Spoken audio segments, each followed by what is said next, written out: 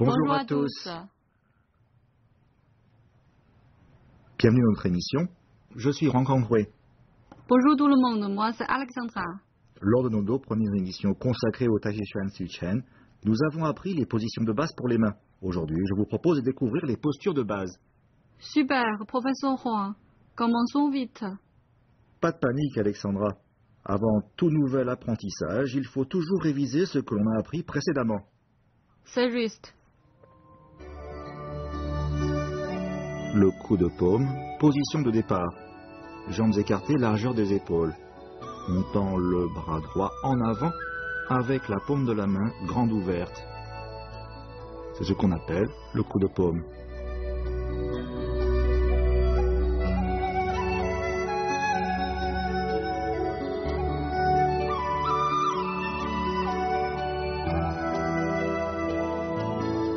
Le coup piqué de la paume en avant. On se met en position, on écarte légèrement la jambe gauche et les paumes des mains sont tournées vers le bas.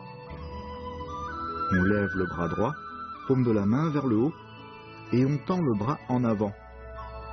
Puis la main revient en position initiale. Même chose avec la main gauche.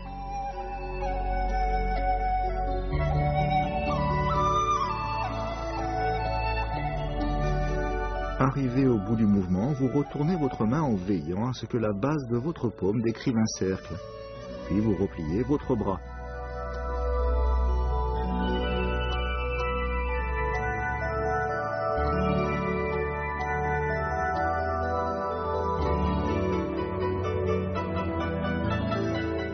Le coup piqué de la paume vers le haut. Le bras se lève en suivant l'axe central du corps. Lorsque le coude arrive à la hauteur du nez, vous tournez la paume de votre main vers l'extérieur en supination.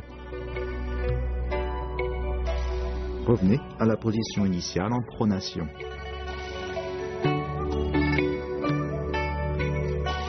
Main gauche. Levez la paume gauche le long de l'axe du corps. Quand la pointe des doigts arrive au niveau du nez, pivotez la paume, mouvement de supination. Revenez en pronation, redescendez. Le coup du crochet. Les deux mains sont en position dite du coup de paume. Supination du bras droit, la paume gauche pousse vers l'avant, formez un crochet avec la paume droite et poussez vers l'avant.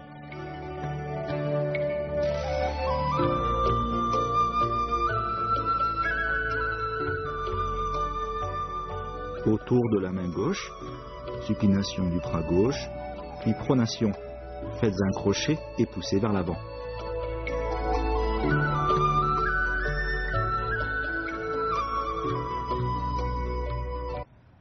Bien. Après ces quelques révisions, passons à la leçon d'aujourd'hui. Voyons tout d'abord les trois positions. On y va. La position arc et flèche. La démonstration se fera avec la jambe gauche. Faites un grand pas en avant vers la gauche. Pliez la jambe en veillant à ce que la cuisse soit parallèle au sol. La jambe droite reste tendue, c'est la position arc et flèche à gauche.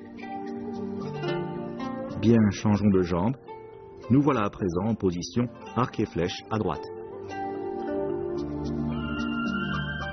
Refaisons la démonstration. Suivez-moi. La jambe gauche fait un grand pas en avant et se plie. Position arc et flèche à gauche. On change de jambe, arc et flèche à droite. Revoyons une fois de plus la démonstration avec Alexandra. Position arc et flèche.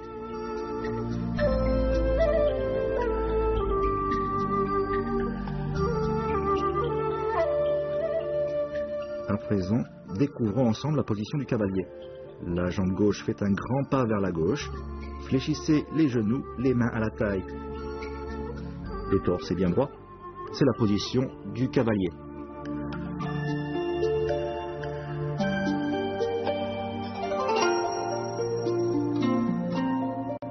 Refaisons la démonstration. La jambe gauche fait un grand pas vers la gauche. Puis on fléchit les genoux et on maintient le torse bien droit. La pointe des pieds vers l'avant. C'est la position du cavalier. Alexandra va nous refaire la démonstration.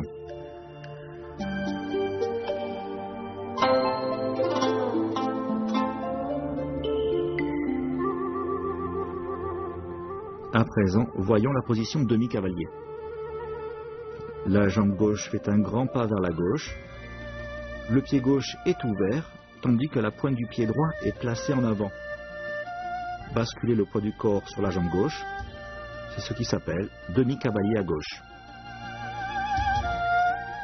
Basculer le poids du corps sur la jambe droite, position demi-cavalier à droite.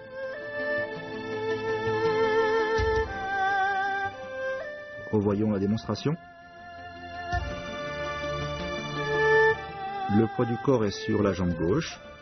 La pointe du pied gauche est vers l'extérieur. C'est la posture du demi-cavalier à gauche. Transférer le poids du corps sur la jambe droite. C'est la position demi-cavalier à droite. L'entrecuisse et les genoux sont sur le même alignement. Alexandra va nous refaire la démonstration du demi-cavalier.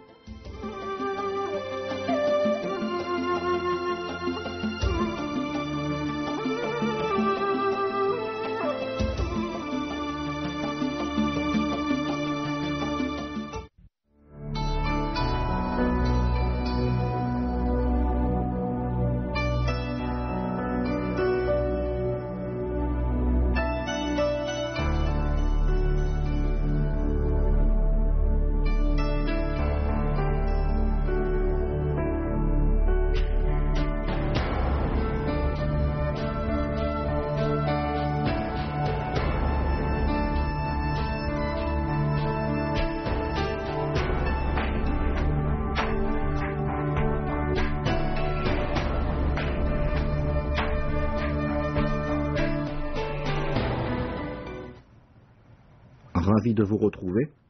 Après avoir appris les positions, nous allons à présent voir les déplacements. Nous allons d'abord voir le pas glissé.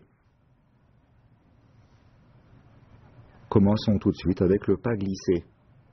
Le pas glissé est un déplacement vers l'avant. Jambes écartées, largeur des épaules. Gardez les épaules bien droites et levez les deux bras tendus en avant jusqu'à hauteur des épaules. Tournez les paumes des mains vers le bas, fléchissez les genoux et baissez les bras avant de mettre les mains dans le dos. La pointe du pied gauche pivote vers l'extérieur, levez le pied droit et faites-le glisser en diagonale vers la droite. Fléchissez alors la jambe droite pour se retrouver en position demi-cavalier à droite. Faites ensuite pivoter la pointe du pied droit vers l'avant, levez le pied gauche pour le ramener. Faites-le alors glisser en diagonale vers la gauche, transférez le poids du corps vers l'avant.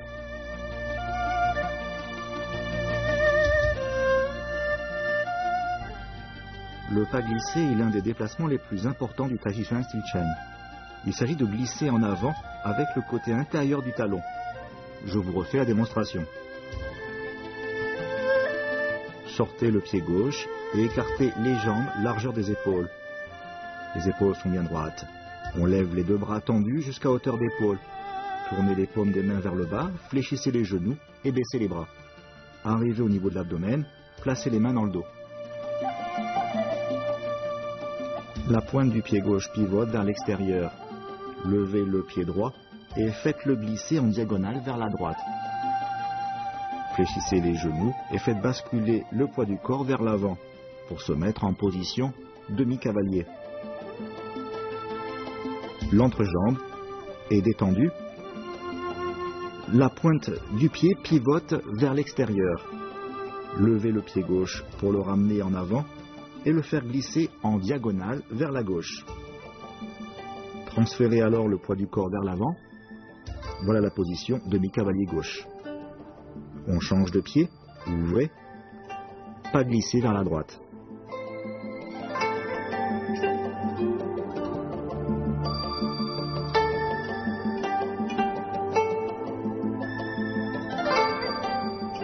À présent, regardons Alexandra qui va nous refaire la technique du pas glissé.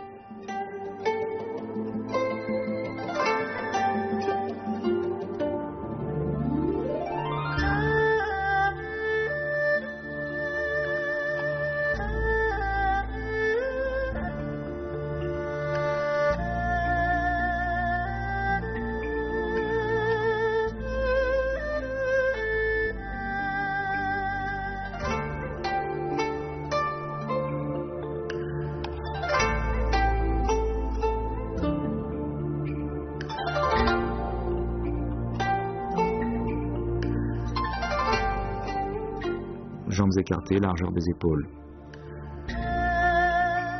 Levez les deux bras tendus, tournez les paumes et appuyez paume vers le bas en fléchissant les genoux. Placez les deux mains dans le dos.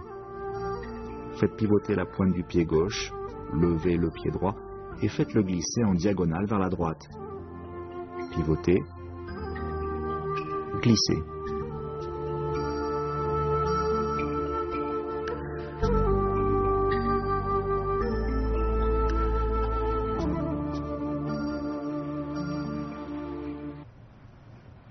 Après avoir vu les mouvements de base, nous allons voir à présent les applications à deux et plus précisément le déplacement enroulé avec appui. Il y en a d'ailleurs deux sortes, le déplacement coordonné enroulé avec appui et le déplacement sur le côté avec appui. Aujourd'hui, nous allons voir le premier.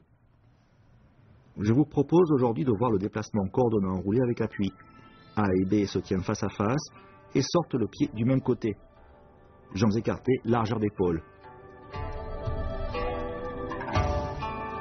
Levez les deux bras tendus,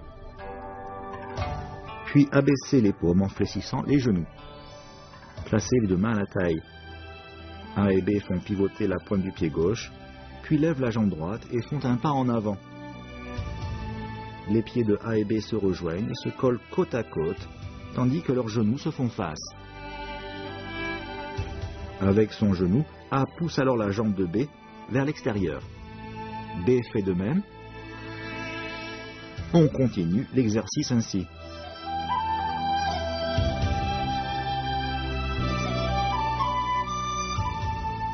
Changez de jambe, placez le pied en avant.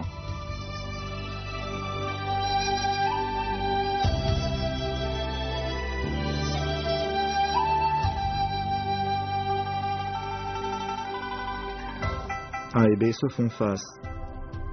On prend position en veillant à ce que les épaules soient bien droites.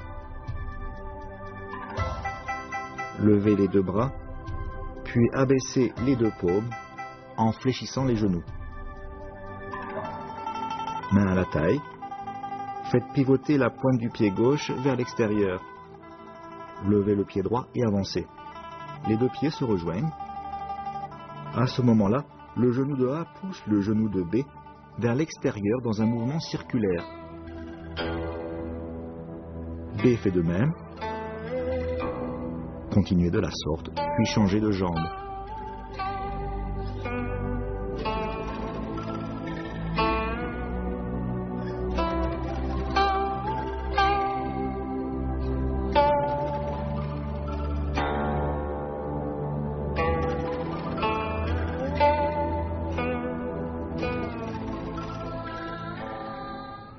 Alors Alexandra, vous avez appris beaucoup de choses aujourd'hui. Oui, j'ai appris les postures de l'arc-et-flèche, du cavalier et du demi-cavalier. J'ai aussi appris le pas glissé et aussi... Le déplacement coordonné enroulé avec appui. Oui, c'est ça. Dans notre prochaine émission, nous découvrirons les techniques de base des jambes. Merci et à la prochaine. Au revoir.